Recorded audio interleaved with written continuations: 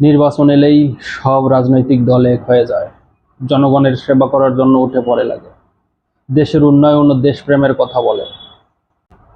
চমৎকার সব প্রতিশ্রুতি, মঞ্চ কাঁপানো বক্তব্য, দৃষ্টিনন্দন পোস্টার, সব জনগণের মন জয় করার জন্য। কিন্তু বাস্তবতা হলো, নির্বাচনের পরেই সেই সব প্রতিশ্রুতি যেন ধুলোয় মিশে যায়। যারা এসব প্রতিশ্রুতি দিয়ে জনগণের প্রতিনিধি হয়ে আসেন, তারা সাধারণত নিজের এবং নিজের দলের উন্নয়ন করতে ব্যস্ত হয়ে পড়েন। নেতাদের গাড়ি বাড়ে, নিরাপত্তা বাড়ে, ব্যাংক ব্যালেন্স বাড়ে, কিন্তু সাধারণ মানুষের কষ্ট কমে না, তাদের জীবনযাত্রার মান ঠিক আগের মতোই রয়ে যায়। অথচ গণতন্ত্রের আসল সৌন্দর্য হলো জনগণের অধিকার, মত প্রকাশের স্বাধীনতা এবং ন্যায় বিচার প্রতিষ্ঠা করা।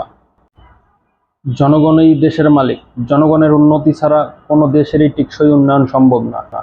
কিন্তু দুঃখজনকভাবে হলেও সত্য যে রাজনীতির মঞ্চে শুধু শব্দগুলোতেই জনগণের উন্নয়ন শোভা পায়, বাস্তবে নয়।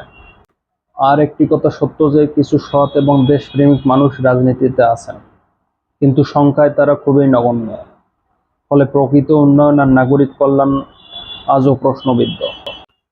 আমরা চাই রাজনীতি হোক মানবিকতা ও নৈতিকতার ভিত্তিতে।